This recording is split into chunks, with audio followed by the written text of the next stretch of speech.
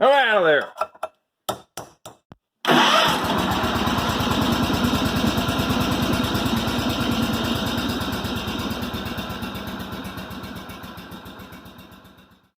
Okay, this morning we are going to take the bushings out of the axle and replace those, and then we'll true up the surface of the spindle on that side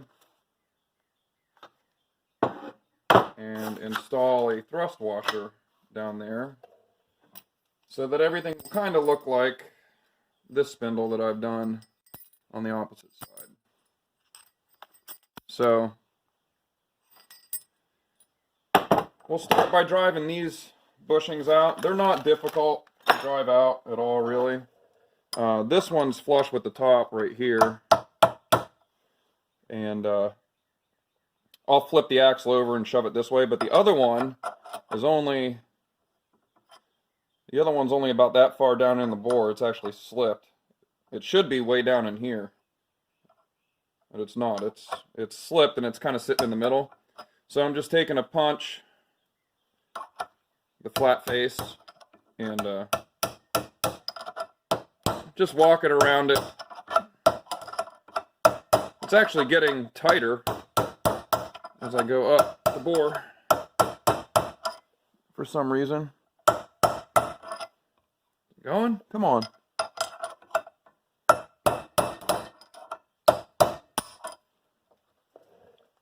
Oh yeah, it's getting a little squirrely. Since they're split in the center, since they have a center split in them, and I can't do it on the video because my head will be right in front of the camera, but you kind of want to watch and make sure they self-center when they go out, because they can spiral like a spring. Well, if this one's being somewhat difficult to remove, I think that's good, because then the other ones will fit nice and tight. Come out of there! I'm gonna need a longer punch. Alright, there. So that's the old bushing we drove out.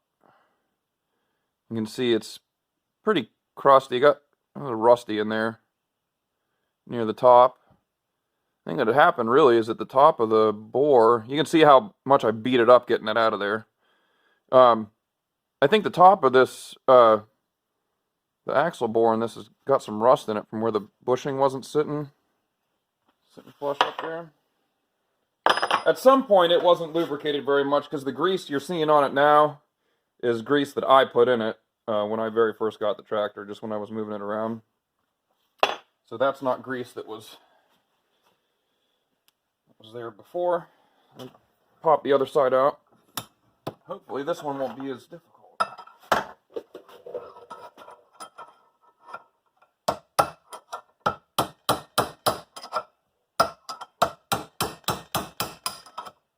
Yeah. So that one went out a little too easy, really. But we can, so we're kind of concerned with it popping out of there that easy, because that means the new ones will want to do the same, which means they'll probably want to slip inside the bore like the original ones did. Because this one was sitting down here, it was fine, but the other one that should have been here was actually down in here. So, but we'll come to that when we go to install the new ones. So pretty easy to get these out. And then I like to clean things up and take a look. Yeah, you can see the rust in there now. It's set so long. That's why that one was kind of hard to get out of there. Down inside there, it's rusty. You can kind of see it right there. It's a little rusty on that wall right there. Let's go back to the installation. So I'm going to clean up the bores.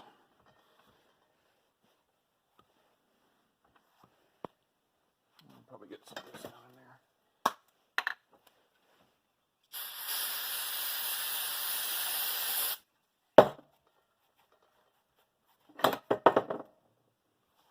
And they don't have to be spotless, but I'm going to put a little bit of Loctite on the new bushings when I put them in. So That's why I want this to be relatively clean. I'm going to take a final pass with some sandpaper. Just to make sure I get them cleaned up. So we can start by doing this one. That looks pretty good. Come back in and make sure we get it cleaned. Okay.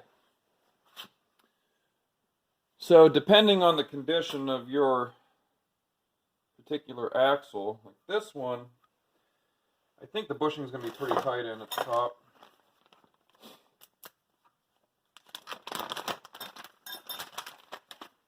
Now here's the new bushings.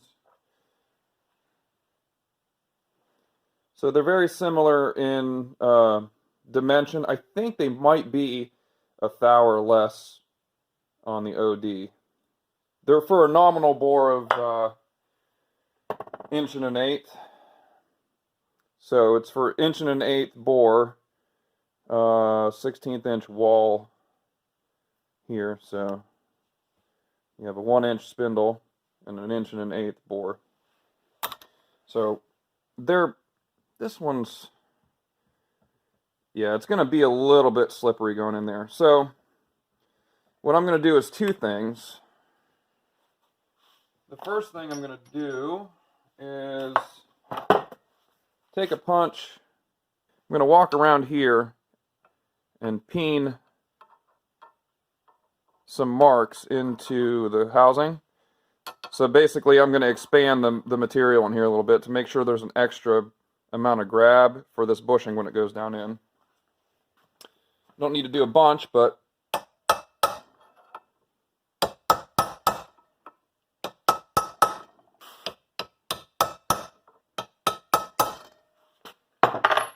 so it's not very precise, but if you look, you can see now I've staked, basically expanded the material a little bit there, just to give it an extra little grabbing section. Take some red Loctite. Doesn't have to be red, I don't think. It's just what I have. And I'm going to coat the OD of the bearing like this.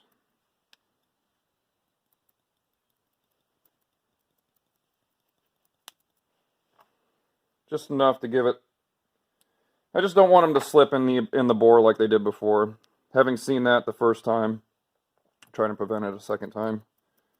You can drive these out, and when you replace these, you're not really. These won't be removed if they're not being replaced, right? So if they get a little chewed up when they get removed because they're harder to remove, I'm fine with that. I'd rather they be a little more difficult. So a little bit of Loctite all the way around there. Down the bore. This is how I walked it in on the last one. Is I just took a mallet.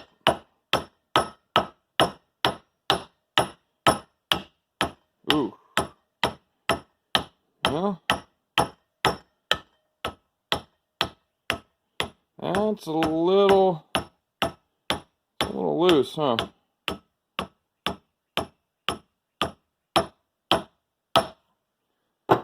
Well, hopefully the Loctite will grab it too.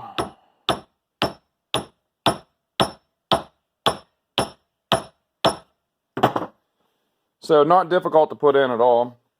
In fact, it would probably be better if it was a little tighter than that. That's why I put a little Loctite on there, so we'll let it cure before we do anything to it. And we're just getting it pretty much flush, just a little bit below the surface of the knuckle here. Flip it around, do the other side. Same thing here, clean it up.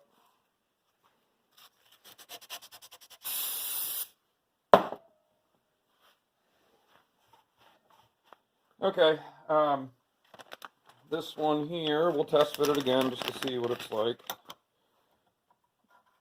Oh, wow.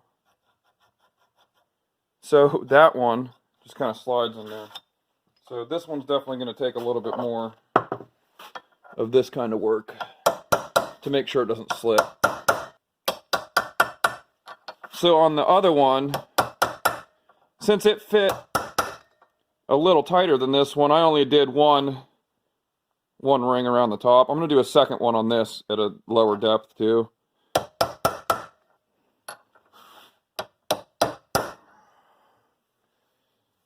Okay.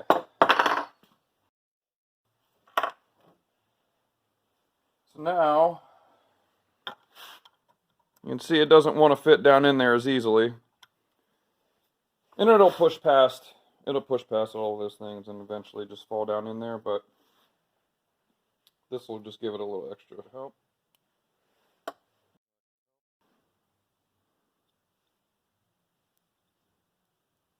Make sure to add enough of this juice here. So it should be good. Hopefully it grabs. This is the loosest one I've seen here yet, so I'm going to add a little bit extra around the top just to make sure. Alright. I didn't like how easily that went in. There we go.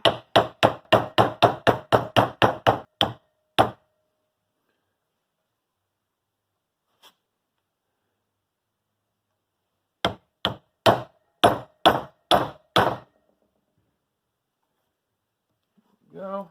So now that's in there. In the bottom here, you've got a groove where the grease is supposed to come out of the bottom of the spindle and grease this area here. So there's this groove. You don't want this to be overlapping that groove entirely. So you want grease to be able to come out. It comes in here, out this way, and then makes a right angle to get into this surface. And if you get it flush like it is there, it won't go any further. So I'm going to take a 7/8 socket and here were a couple tappies. Just to get it a little further. And what you're kind of watching for when you install these is, since they're split in the middle here, you just want to make sure that this section where they're split is lined up nice and evenly, and there's no ridge or gap or anything like that in there. And that's about as far as I got the other one, I think. So there's enough room there that it can come past. There we are. Not much to it.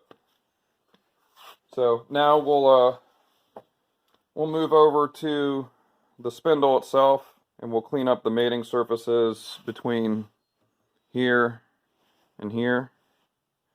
We are going to take this surface here that's been somewhat beat up and distorted and run a file over it and smooth everything out.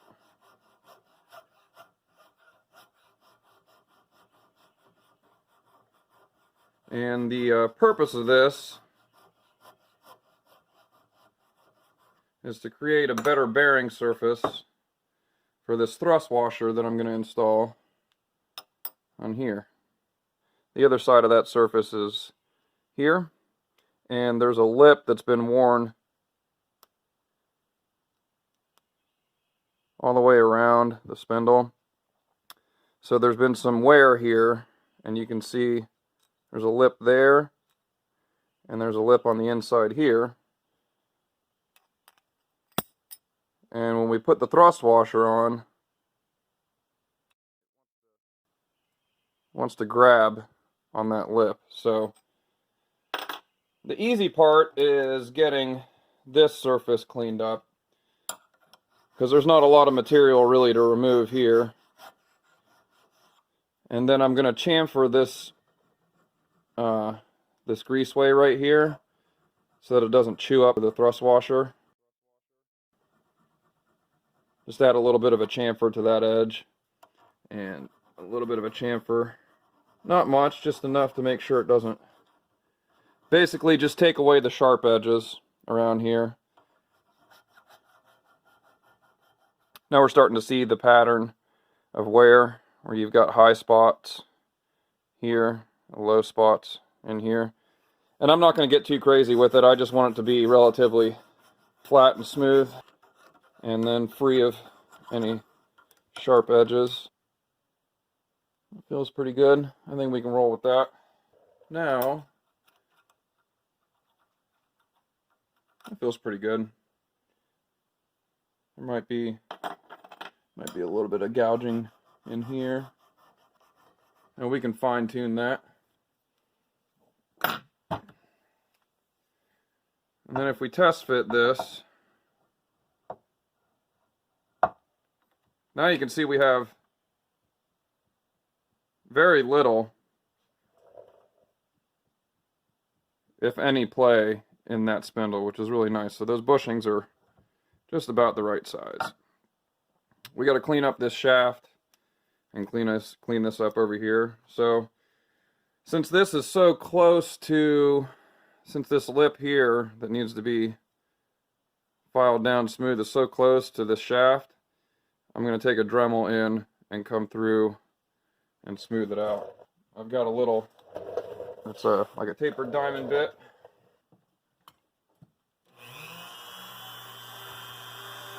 And this is going to take a while, so it's just tedious. There's not much to this. It's basically just me coming in there and grinding some of that lip off of there.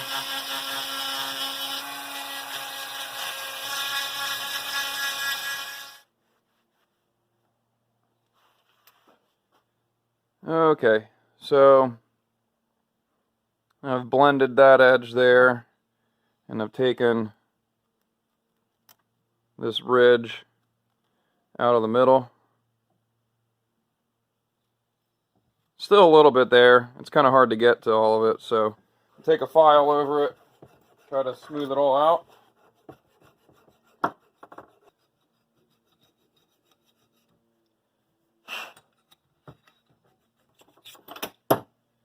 I know this is tedious, but this is the, this is the load-bearing surface here. Since this is the bottom of the spindle, this is where all the force and friction occurs. So I'm trying to get it somewhat decent, so that when I install this thrust washer, it doesn't chew it up immediately and turn it to dust. From the factory, there's nothing there. It's just the axle and the spindle rubbing each other. So this will at least be better than it was, right? I think that's decent. Be enough that it's enough that the thrust washer won't catch anymore. So the final step is going to be, you can see these don't look the same right now. So I'm going to take a polishing disc to it and make a nice pass to clean up all the small imperfections.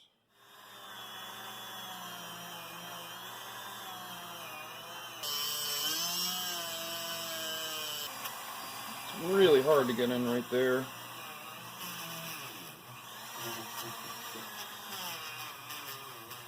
I need a tool that comes in at like a right angle, and it just won't. Can't get close enough to it.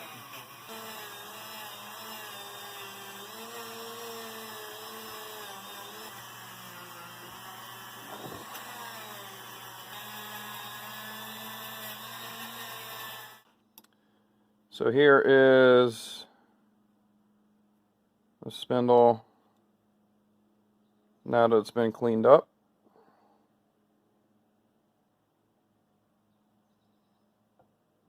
You can see the shaft is,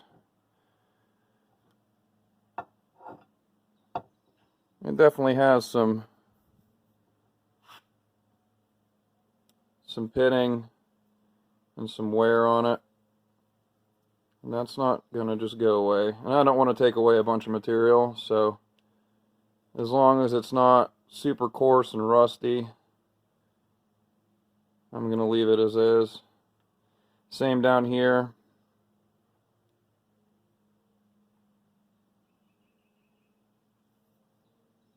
Got a little bit. So a couple gouges and some not so great spots, but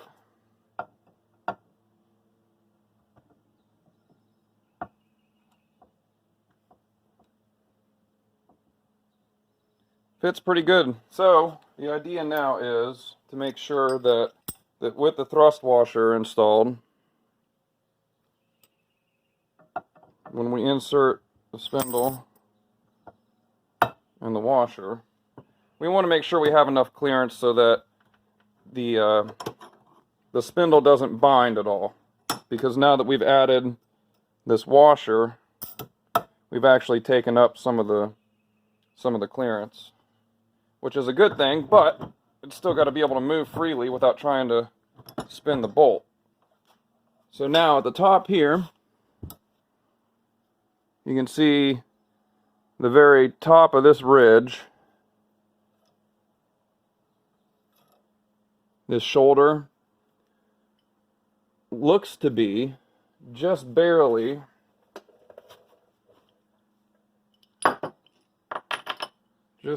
above, and it goes something like this. It goes something kind of like that. And with that just lightly in place, you can see this is the original bolt and washer, and this is the washer that was, the bolt was over tightened and the washer is now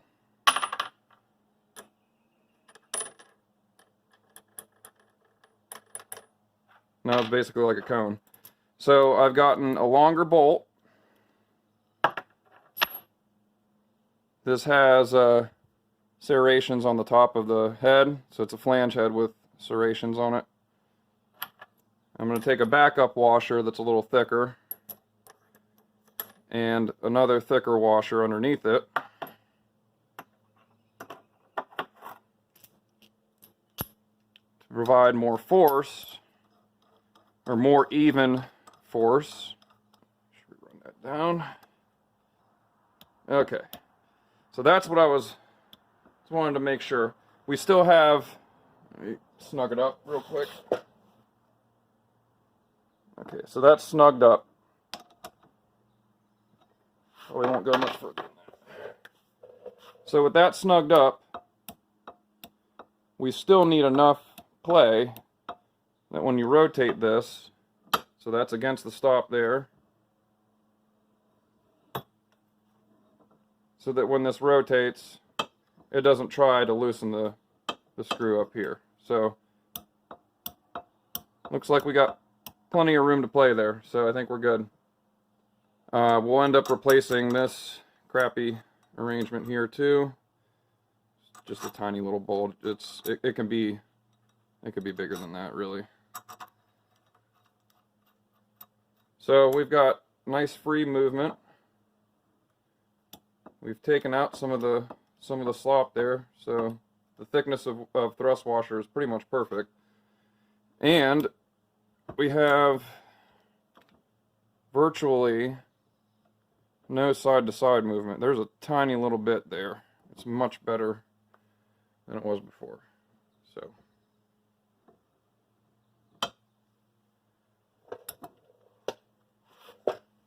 same thing over here. I'll show you the other side just so you have an idea what the other side looks like. So here's the opposite side. I did the same thing over here.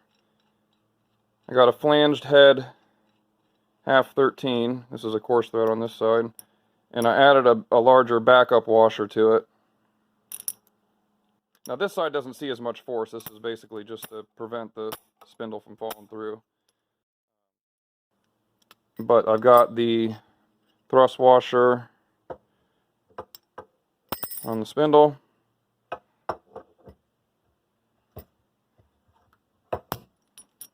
Just barely comes up over the top, so that when we tighten this down,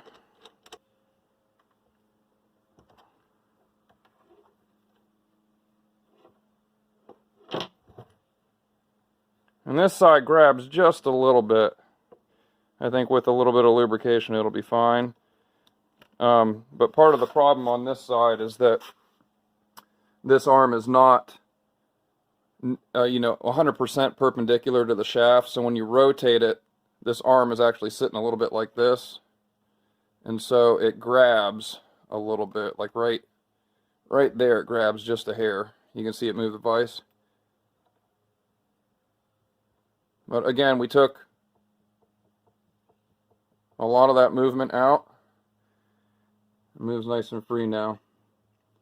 And the bushings that are inside here now are a PTFE bushing, so they're pretty good with friction.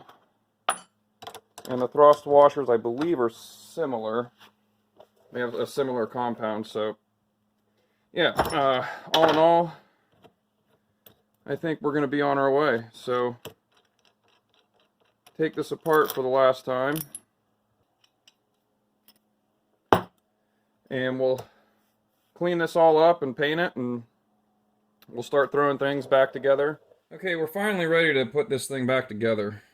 What I've done is laid it out basically on the bench so you can see the various components, what's been replaced and what hasn't.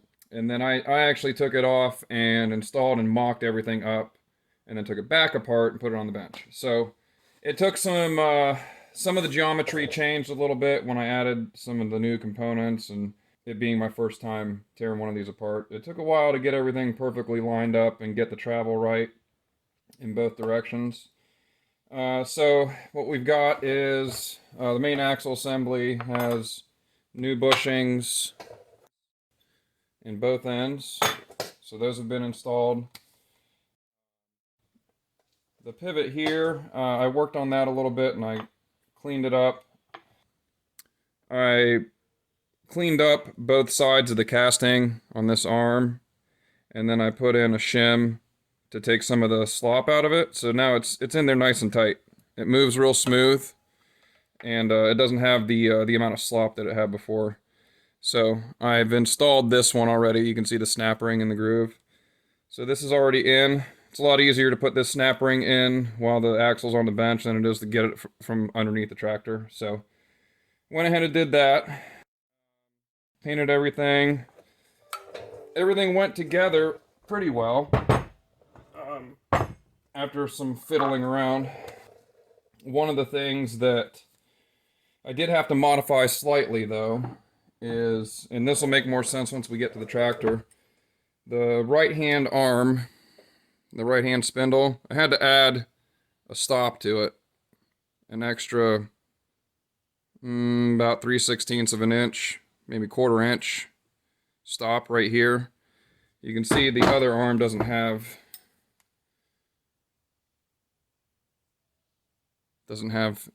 anything modified to it at all. The reason for that is that the way the geometry works, the cylinder runs full extension, and the cylinder itself bottoms out in full extension, and when the steering turns that way, the cylinder is what's stopping everything from traveling too far. So there's no issues, nothing collides, nothing like that. When you go to turn right hand, though, the cylinder doesn't use all of its stroke to go in the opposite direction, and this spindle is supposed to be a stop right here. On the axle there's a casting where this butts up against and stops the steering from moving any further. And the new tie rod ends, which are nice, are quite a bit wider in this dimension here. You can see there's a stock one. So that extra bit of width, which is nice because it's stronger, ended up making the joint touch the side of the axle before the steering had bottomed out. So on one side of the travel I had to add in a stop. I just welded in a piece of round stock right here. No big deal, really. It just took a little bit of figuring out to get everything right. And so what I've done is I've marked center to center distance on the tie rods, or the links here, and I've marked the overall length of the cylinder in full extension. And anyway, this stuff will make a lot more sense once we bring it over to the tractor and start putting it together. I just wanted to get an overview of the old parts. These are the ones that mount to the cylinder. All new hardware. I put in all new hardware. Made a couple custom bolts to fit everything together real nice. So we'll go ahead and start by installing the axle, and then work our way from the axle out.